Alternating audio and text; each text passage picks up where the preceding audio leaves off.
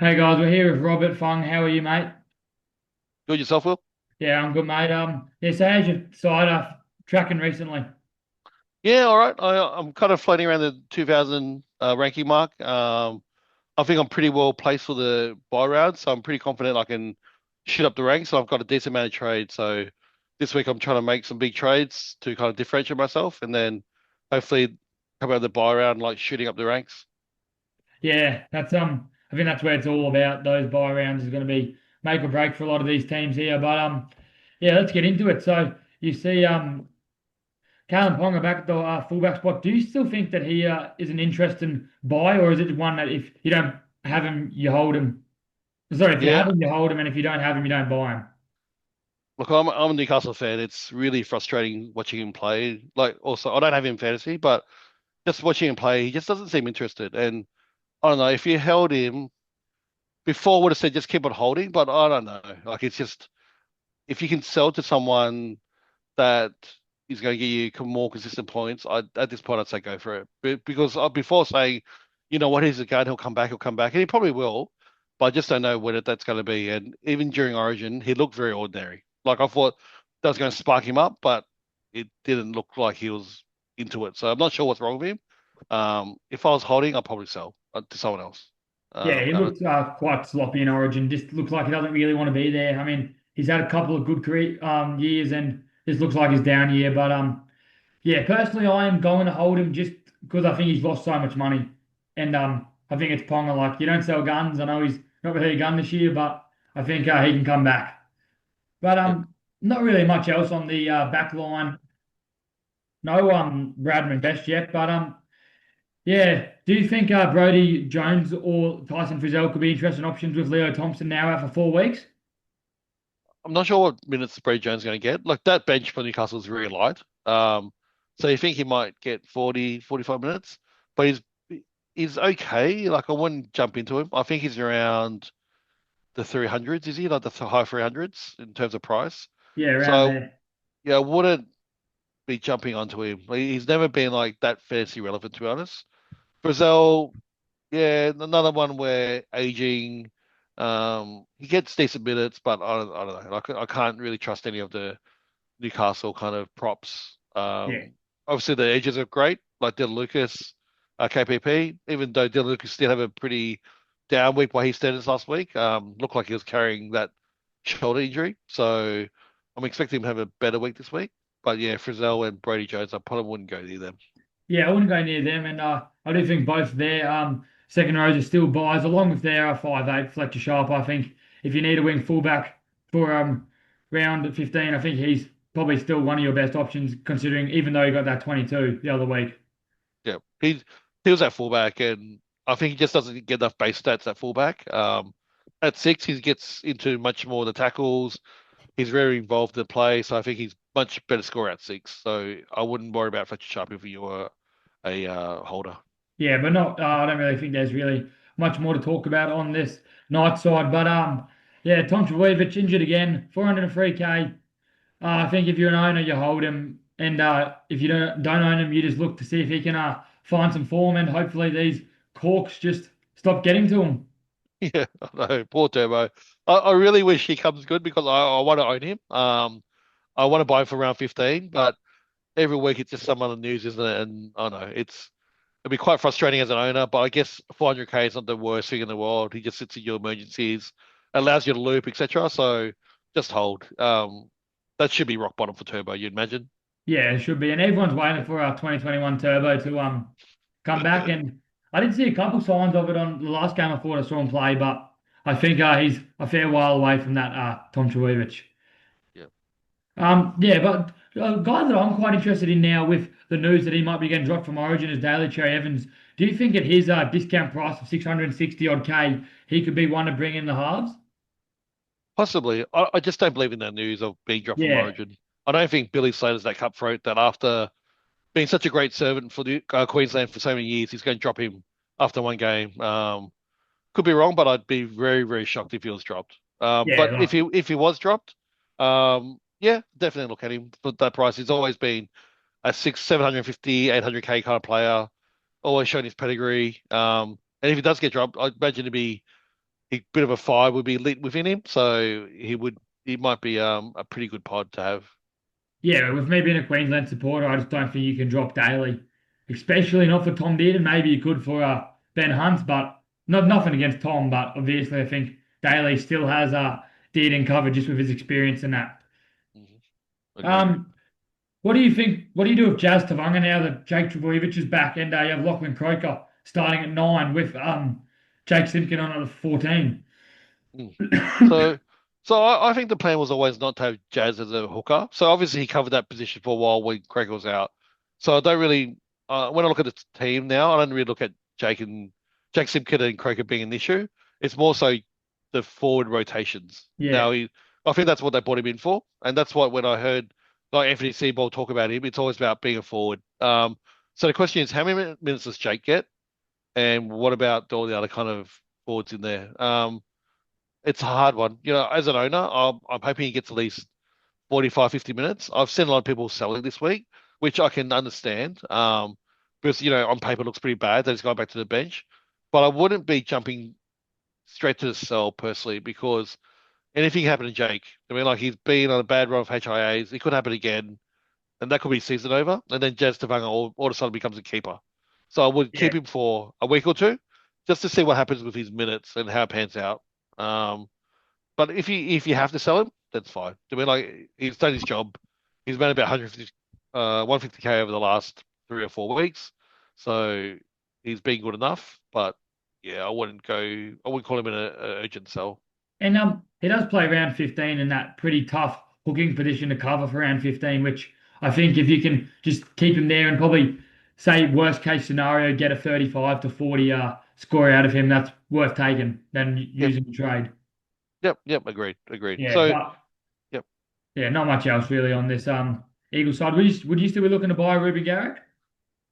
he's plummeted in price, hasn't he? I think Yeah, I've owned him from the start, so I think he's nearly gone below what his starting price was. So I think that he's still a great buy for the buy coverage. yeah, Don't expect amazing things from him. Like I probably think he's going to be a 45 to 50 average player, which is probably a bit on the price at the moment. He has had a great run. But I still think he's a very viable option if you need someone for 15, 18. yeah, I do agree. And yeah, but I don't really think there's many options in either of those two games there. But yeah, you see on the Storm side, again, not really much here to really look at. Ryan Pappenhausen, I was one to sell him last week. If you're an owner of him, would you argue to sell him? Doesn't play around 15, and there's probably some better wing fullbacks that you can go to, and one of them is probably on the other opposite side of the ball, which is Scott Drinkwater. For sure. I think, like we were discussing off air before, Ryan's very dependent on tries and attacking stats. And obviously, he's got the goal kicking, which has helped him a lot. And also, he's been on a streak of tries. But when they dry up, his scores are quite scary. So, he's done his job for the last few weeks, but I think he's sellable. And going someone like Drinkwater, who has more base stats, does a bit of kicking, got the goal kicking this year, the focal point of their attack as well. So I think he is pretty good swap if you can go from Papadazan to Drinkwater. He's just and his ball coverage is pretty good with Drinkwater, Yeah, so I hard to think ignore that. the problem with Ryan is they have so many options to score through. Like they've got Munster, Hughes, Grant, Katoa, Coates, Meany. Like pretty much their whole team are attacking dominant players. Mm. And then that's the thing about what makes Drinkwater so good is that Drinkwater's kind of really their only attacking dominant player in their team, which is where he's going to get those attacking stats from. Yeah, they're always looking towards him, aren't they? Every time they're on the Yeah, attack, it's either Dearden or him. I mean, they always look at him. So I think it's a pretty good buy this week. I'm not sure if it's the right time to pick him up. But I think next week he's got a pretty high break even this week, so you can get him a bit cheaper next week. But if you have to pick up this week, that's fine as well. yeah. And then on a Storm, not really much else. Terrible buy coverage there. Do you think that Harry Grant after Origin could be an interesting hooking option, considering he's quite cheap? It's funny this year, isn't it? There's so many guns like Harry Grant, Ponga, etc. that usually they go down in price and you go, "Yep, I'm going to pick him up." But I just don't have much confidence in Grant this year. He just doesn't look very good. Um, Once again, it's a Ponga thing where I don't know what's wrong. Like he just doesn't look as good as previous years. Doesn't look to be making the runs, missing a lot of tackles. So I'm not in a hurry to pick him up. Obviously, if he shows a bit of form, then yep, jump on. But I I actually haven't penciled in Harry Grant in my kind of final team plans this year. Yeah, I don't think I think there's a lot. I think you're going to have Aaron Clark as a season long keeper, and there'll be another hooker that comes along for the right. I think, Yeah. but yeah. So talking about this Cowboys side, Jackson Purdue, he's definitely one to hold now. Pumped out that good score at 5'8". I don't know how many coaches held him, but plays round 15 and has that centre position. He was quite unlucky not to get the duel, but yeah, do you think he's just a clear hold? Yeah, I think so. It's he's done exactly the same thing as when he started the season, right? Because he had that start where everyone's like, "Oh, why do I hold Purdue? He's rubbish." And then he won an amazing run. He switched to the halves, to the six, and first week it was terrible, and a lot of people sold him. And then lo and behold, look what he did last week. So it's a classic case of not trying to knee jerk too much at the start and just give Yeah, people a bit of time to settle into a role.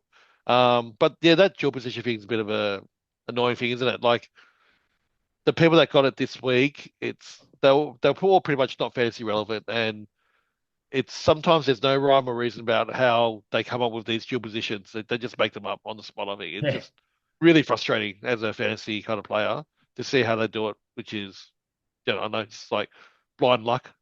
So yeah. Yeah, and then and not really much else on the side of the Cowboys. Maybe John Bateman could be interesting edge buy in the upcoming weeks, considering they play 15 and 18. But yeah, what do you think about that? He's just been ordinary all year, hasn't he? Like I just Yeah, doesn't really set the world on fire. He's one that preseason I was pretty keen on, and then I just weak hold on him, and I was quite glad I did that because he just really hasn't done much this year. So I'd steer clear of him if I was if I was looking for 15, 18. yeah, but really nothing else there. Yep. Um, so the Dolphins, yeah, I think there's really two players that are close to must-haves this week. Both Herby, I think he's going to be the best center all season long, and Isaiah Katoa. Where do you sit with those two players? Yeah, I would love to have both. I'm pretty well stocked in the centers. I've got Fermor, I've got Dylan Lucas, like a lot of people have. So obviously, I think Herbie's better than both of those, but not by that much. And he's priced at such a high price. I just find it really hard to bring him in. Like, but he's so amazing, right? Every week, if he's not already on 50 points by halftime, he'll be on 30 points with 10 minutes to go. He'll do a crab run, do a try, and all of a sudden he's on 65 points. Like, Yeah, so he's great to have, and I kind of regret not picking him up earlier, but I just think he's going to be one that I'll let slide unless somehow his price plummets. Katoa, I'm picking back in on this week. I personally think he's going to be the second best half in fantasy behind Cleary.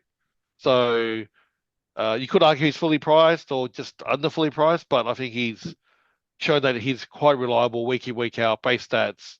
He really controls that team. So I'm probably going to bring him in this week. I think a thing that I've seen a lot of coaches do this year is kind of be a bit reactive. Like Cleary had that slow start, went down, and they kind of sold him. And I feel like they've also then saying that Isaiah Katoa isn't a keeper, like he's going to fall down eventually. And I think 14 rounds into the season and he's averaging 56 kind of shows that I think he's there to stay. And I think you can see that his stats are like his points are from not necessarily scoring a lot of attacking stats. It's he makes 25 tackles a game and kicks about 700 meters a game, and that's just an incredible base there for Isaiah Katoa to have. Yeah, 100%. And they're the players that I love to target because ideally I don't want players that score 21 week and 60 the next week. I just want those guys that bit boring. They're always there because of their base stats. And so Katoa ticks all the boxes. So a bit late for me, but I'll probably jump on this week. Yeah, and then another guy that I'm a little bit interested in is Oren Keeley. I don't know why he's starting, but then you see you have Jerry Marshall King and Plath, which could be late changes with Plath probably getting that 13 role now, which could make him an interesting buy. But do you have any interest in Oren Keeley at all starting on that edge, or do you reckon that him and Lemuela will just do that 50, 30-minute split? Yeah, there's too much on that bench. Yeah, I wouldn't I wouldn't worry too much about that because it's just I don't think he's going to be relevant. It's like you said, the Plath's due to come back, James Cade's due to come back. That kind of board roles at the moment, it's all up in the air. So I wouldn't be yeah. touching someone like Keeley. Yeah. Yeah, but not really much on the Dolphin side. But I think a team that's very relevant this week is the Dragons, and a guy that I think could be a very sneaky pod, does a lot of things for the Dragons is Gufferson. Quite a little bit cheap in the wing fullback spot there. Do you think Gufferson is one that you could plug in for around 15 and 18 and kind of just say he's going to get 40, then a 90 the next week? Yeah, like Guffo, it's been hot and cold, hasn't he? He's been a great buy Yeah, for the Dragons, like in terms of just footy wise. Fantasy wise, you just got to hope you catch him on the hot run. And the problem with Gufferson is, I think he's definitely not a keeper. So you're bringing him in just to plug a hole for those weeks, and then you're gonna have to trade him out. So, and if luck isn't on your side on those weeks, he could score 30s, and then you all of a sudden he really hasn't done the job that you wanted him to do. So that's not someone that I personally look at for those kind of those weeks. yeah, and I think Val Holmes is probably in the same breed as him. He probably has a bit more. I can be a keeper, but I think there's just so many better centers that you can buy, and which makes Val Holmes kind of not a option at Mm, all for the next couple of weeks. yeah. Actually, the one that's got to be interested this week is Nathan Lawson. Yeah, Because looks like he's won that spot over Sloan. I know it's a bit premature to say that because it's only one game as such, but he's quite solid. So he ran for over 200 attacking run meters. I think he had about 7 tackle breaks, and he had a score of about 38 off the top of my head. yeah, Um, so just all kind of base stats, if you will. So for someone that's priced at 258K, he's only center. Once again, he didn't get a dual position. I was hoping we get a dual today, but he's only center. He helps out my team where I need it most. So he's someone that I'm very interested in.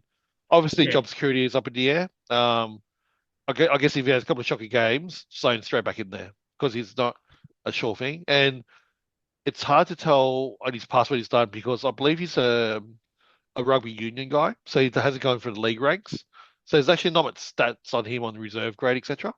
But from what I've seen, he looks like that kind of winger that wants to get involved. You know, that Carrad's To'o type that looks for work. And at that price point, it's hard to go wrong anyway. So that's one that's a good cash out, if you will. Um, and hopefully becomes a cash cow, but at worst is a cash out. So yeah. Which I think a lot of people are kind of looking for at this kind of stage, and he's another round 15 number in the center position there. yep, But 100%. their forward pack I think becomes very, very relevant all of a sudden. Damien Cook has gone two big scores there. I don't think he is as much of a slab dog as everyone says with Jacob Little still being on that bench there.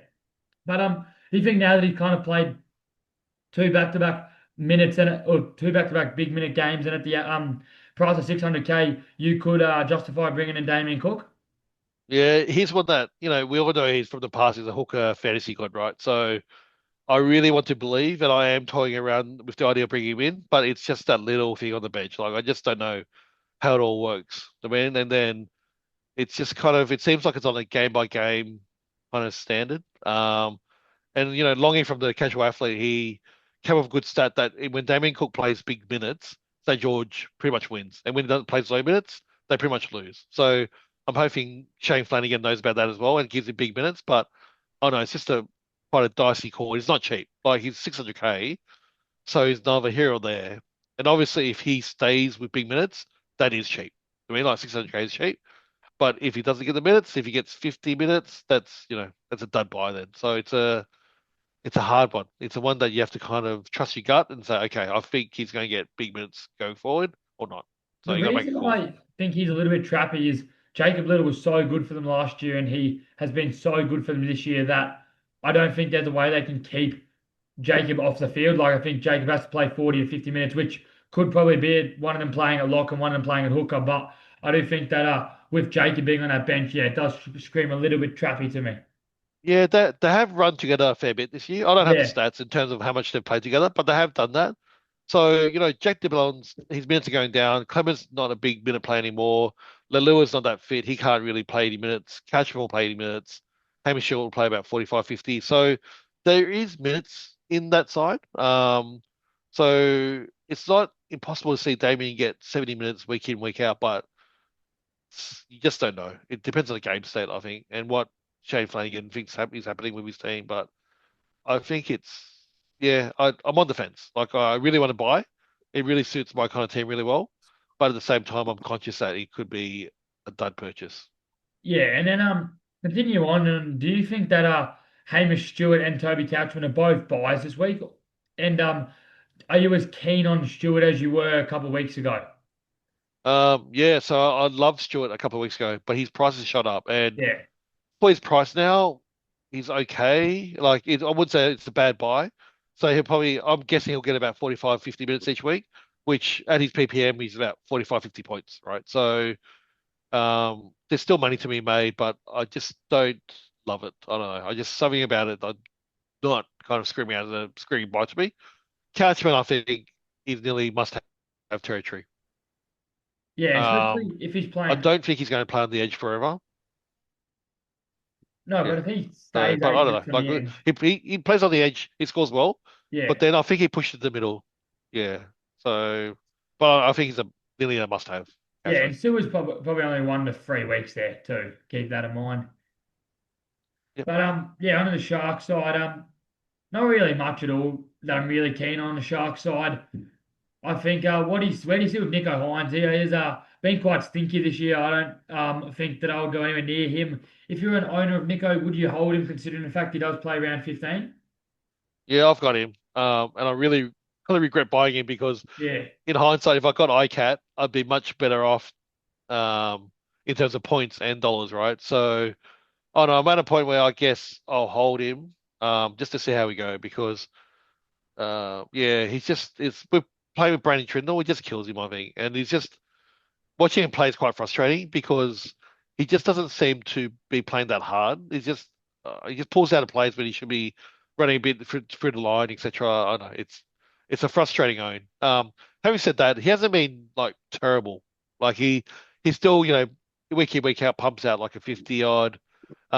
It's just that the frustration is knowing what could be and yeah. what he can do and not seeing him do it. That's what the frustration is about. The points wise, it's not that bad. I mean, like I've had him for about 5 weeks and he's pretty much stayed at the same price point.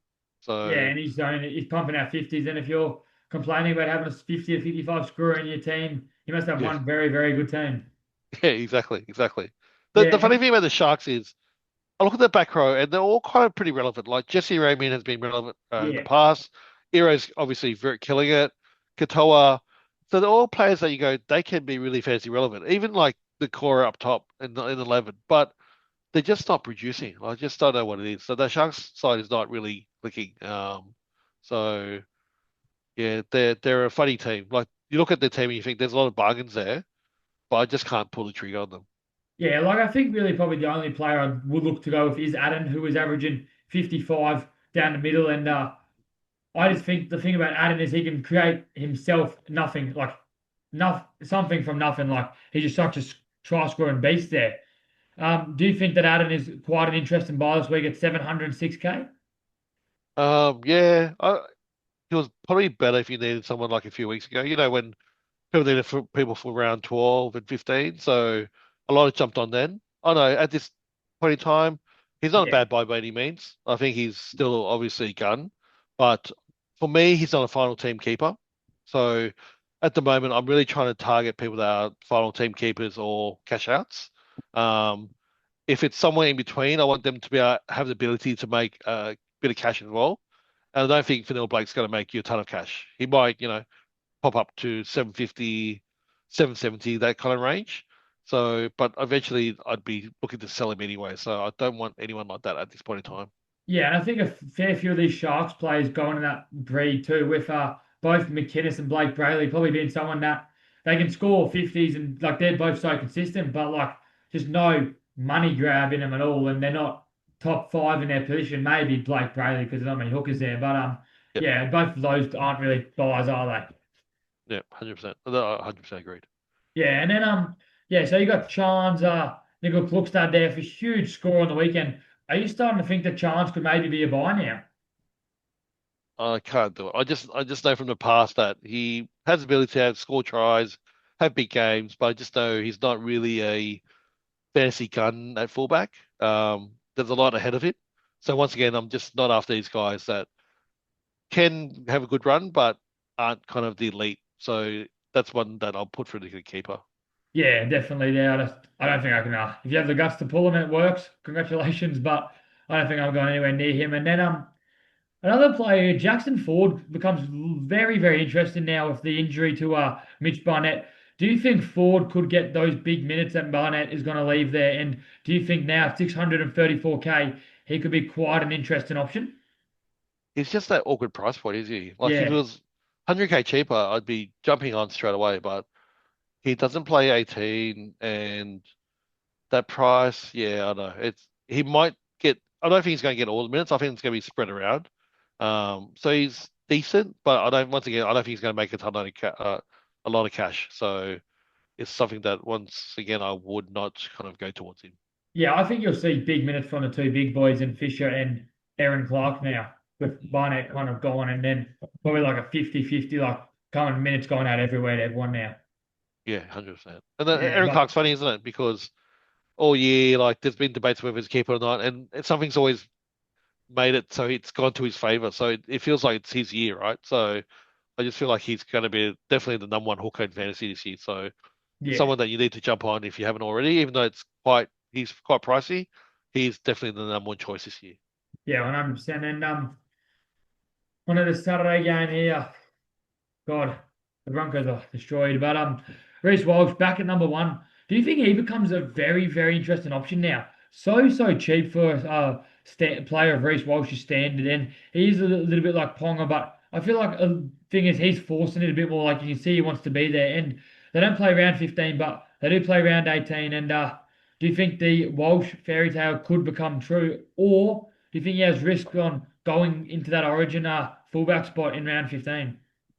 No, I think they'll stick with Ponga. I don't know for sure, but I think they'll stick with Ponga. It's just too soon for Walsh, and he's defensively not very sound. Mhm. So I think, he just gets, even especially this year, he's just been kind of terrible at the back. So I don't think Billy Slater's going to rush him into the Queensland side. In terms of whether he's a buy or not, he's a tough one. I obviously am looking at him with one eye because he's so cheap and he plays 18, and I'm struggling to get a wing fullback for that round. So he can do a job. I think he's never like a turbo where he's like a perfect looper. If you can loop him each week, it'd be amazing because he could get 80 one week and then five the next week. Yeah. So you really want to be able to loop someone like him, not rely on their score every week.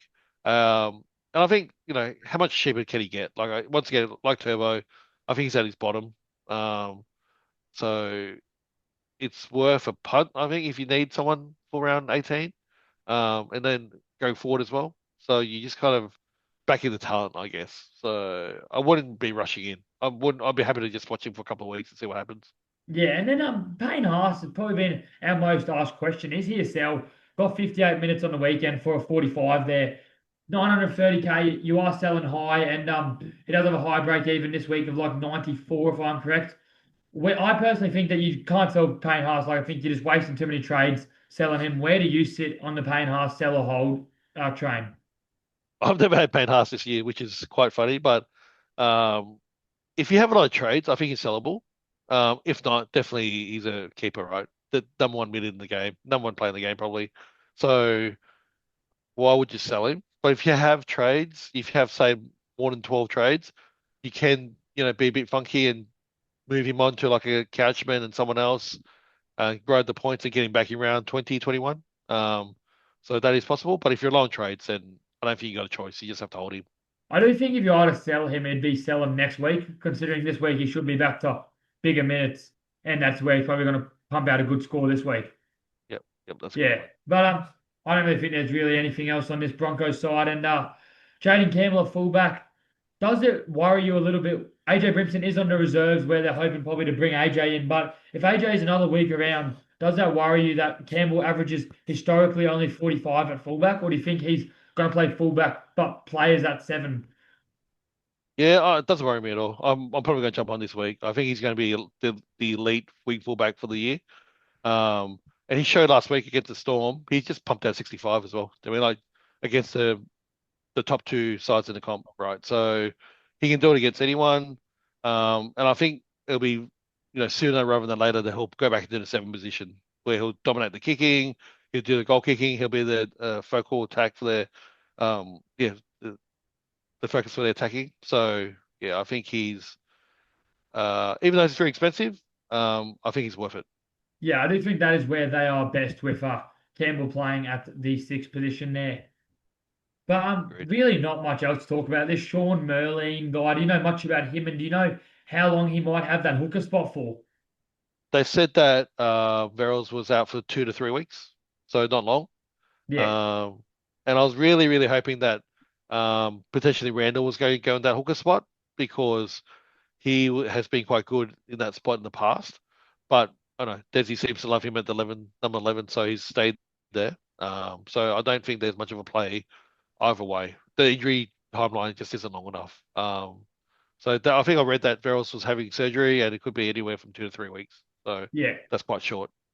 And then out of the two Origin guns for this team, both Fermor and Tino, do you think that they are just both holds? They've been both been doing quite well this year, and both have quite a good schedule considering they don't miss any more games. I don't think after Origin. Like, Yeah, correct. So yeah, they should have their buys in round 18 and that's it. So that's the last of their buys yeah, over. Both for Fermor, I'm just speculating here, but he's a chance of playing round 15, I think, because he came off the bench for the Queenslanders and he wasn't much of an impact on that. So you ever put someone like Horse on there that's a bit more of an impact play off the bench, or you put Fermor on the starting side, or you just don't have him in at all. So there's a chance that he could get, I wouldn't say dropped, but left out of the Queensland side for game two because it was a nothing person on the bench, right? He just didn't do anything. So, um, and Tino, yeah, Tino will just back up all the time, right? He's just that type of guy that loves his footy, gives it all. I think last weekend after Origin, he still played like 70 minutes. So there's no worry that he won't back up the week afterwards. So they're definitely holds. yeah. He loves it, Tino. Yeah. So yeah, I'm first of all gonna go to who I have brought into my team early on this week. No hooker there, and Peter Mamazula's out for a while. Back off a 59 and a couple of big minute games here. Do you think at 420k, Havili with a 5 break even could be an interesting option for that round 15 hooking position that everyone has kind of struggled for? Yeah, definitely very interesting. Like, and honestly, like until you brought him up, it's not something I really had my eye on. But he ticks all the boxes, like you said. Plays 15, 18. He's dual position. The question mark is when is Mamazilla's back? But on NRL Casualty Award, there is no kind of indicative date, so which is a bit scary. So I guess you have to find out a bit more about what's happened with that injury. Um, and I guess the other question is the minutes because you look at that side a lot of those guys play 80 minutes, right? So Duncan plays 80, Aiken plays 80, Colo plays 80, or close to. So it's really kind of like between Arrow, Havili, and Hubner where they try to sort out those minutes. So in theory, he doesn't have many minutes, but in reality, he has been playing a fair few minutes last few weeks. So Yeah, well, he's gone 68, 51, 70. yeah, yeah. So I need to, off the back of the top of my head, I can't remember if there's any kind of major injuries that caused those minutes. So I might have to go back and look at that. But if there wasn't, then looks like Bennett's got him for like a big-ish kind of role, like 55, 60 minutes, which at his price point isn't too bad. I mean, and once again he plugs a hole that um that is going to be quite hard to plug in 15 and 18 for mid hooker. They had the Bentley Hope injury, and then Jamie Humphries came off with 11 minutes to go for he was injured too in that game. He played 70 minutes. Mm. Okay. So that doesn't sound like any kind of forward effect. So No. yeah, yeah, that's an interesting one. So they're definitely one that is I need to do a bit more research on, but is very interesting. Yeah, and then also I think you got a fair few Rabbitohs that are quite interesting. And I think that Keon Kalongamatangi and Ewan Aiken are as close to must-haves as you can really go this week. Both of them. I mean, Keon's playing 80 down the middle or close to. And I mean, Ewan back at the edge, pretty much base of 55. I think both of them. I think if you can, you have to bring them in. I think there's a bit of kind of speculation that Kalamotongi might be Origin.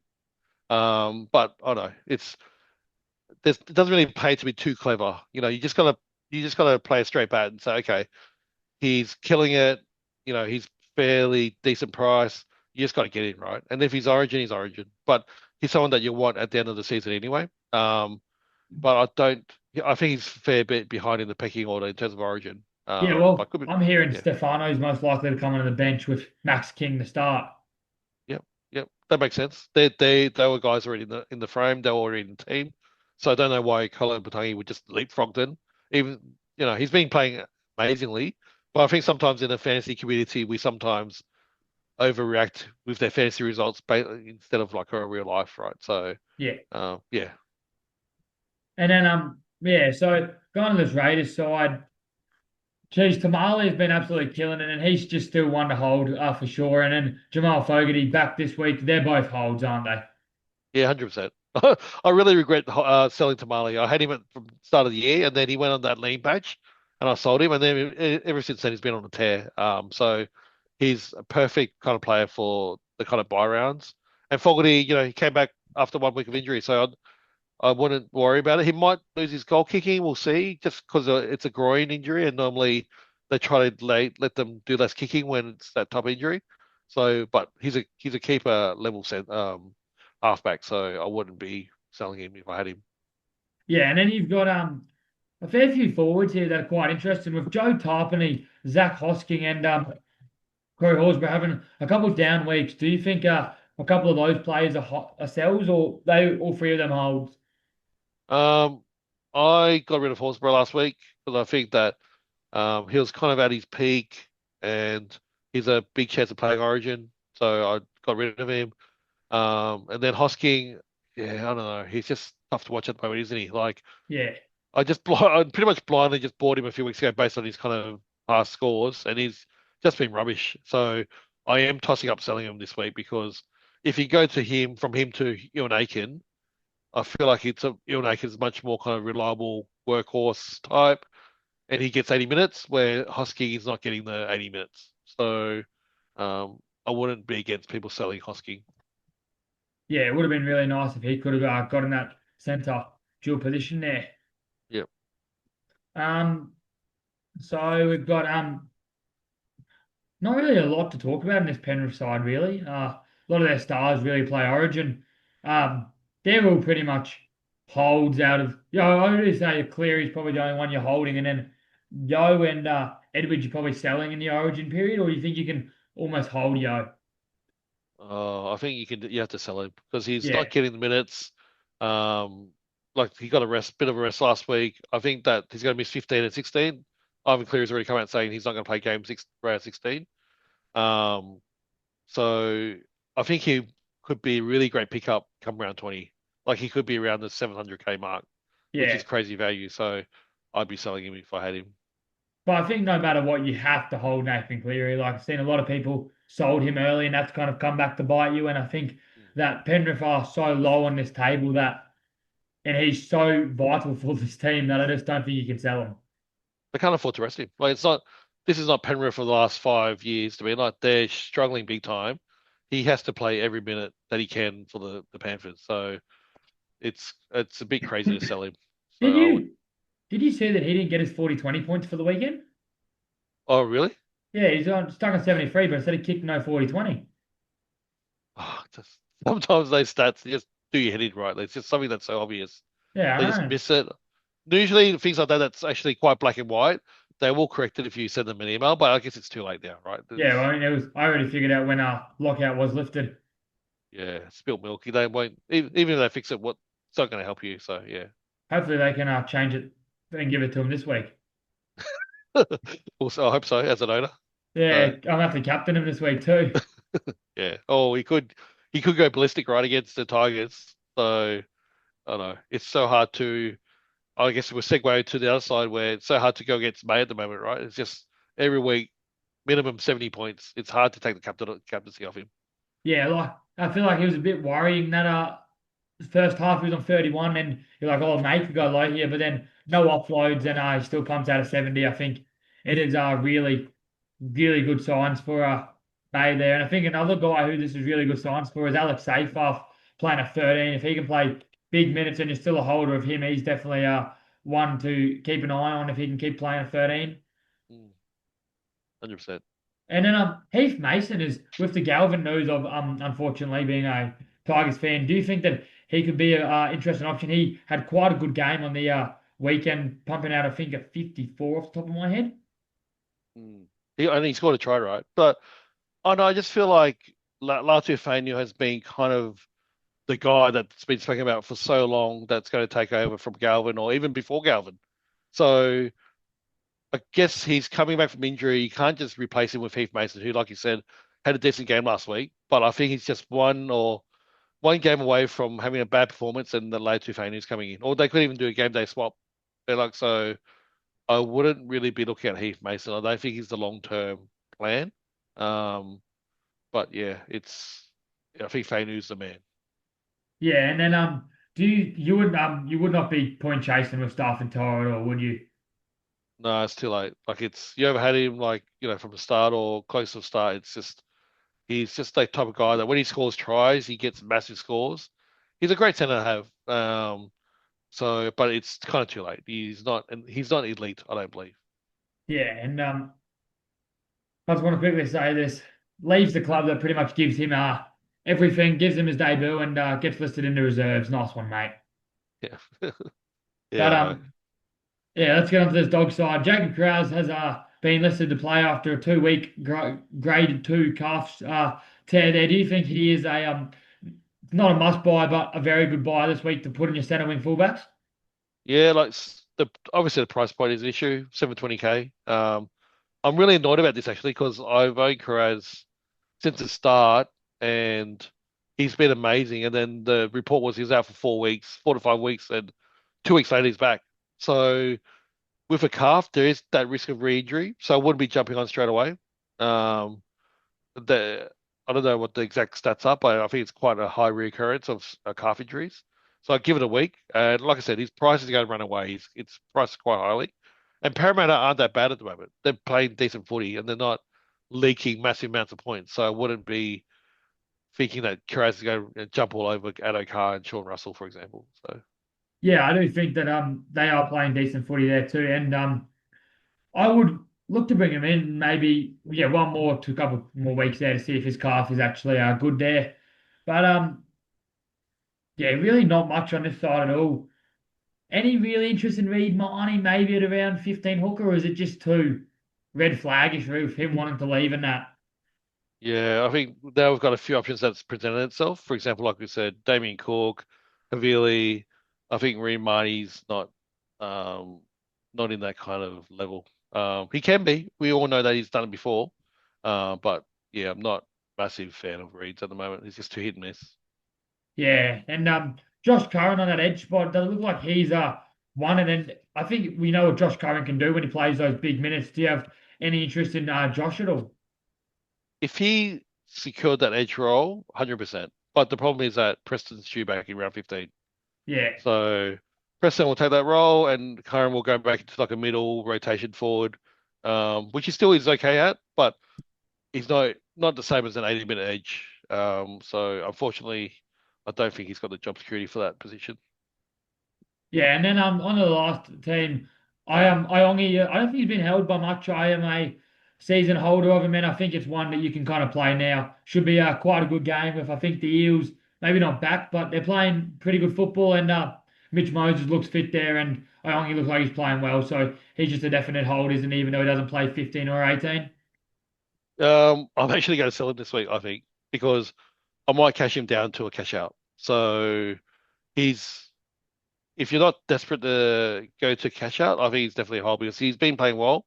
But like you said, the not playing around 15, 18, and actually not being an elite gun, I kind of don't know where to fit him in. He probably won't be in my scoring team each week. So what's the point of holding someone like that and tying up 500K worth of cash? I mean, like, but by the same token, he's not an urgent sell. He's good enough if you need like a backup wing fullback. But yeah, I'm selling this week. Yeah, and I do think that he can hold like he has a low enough break even there too. Probably if you want to keep milking cash out of him. And another guy that I thought he was on track for an 80, 40 and 40 minutes, Riley Smith.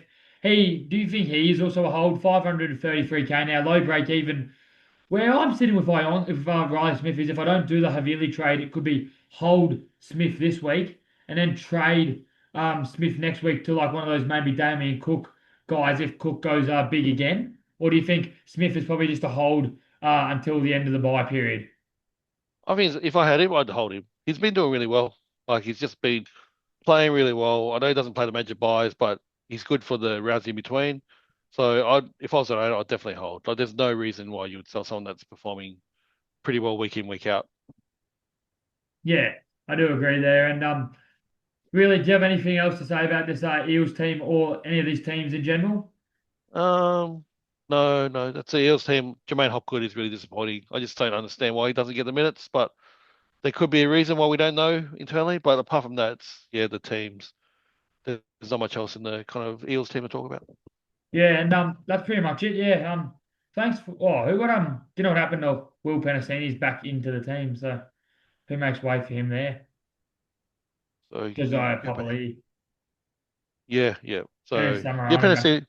Penasini's like a really undervalued at the moment. So I just once again he's like he's definitely someone you can use if you don't need like buy round players, but unfortunately he doesn't play 15-18, so it makes it a bit hard.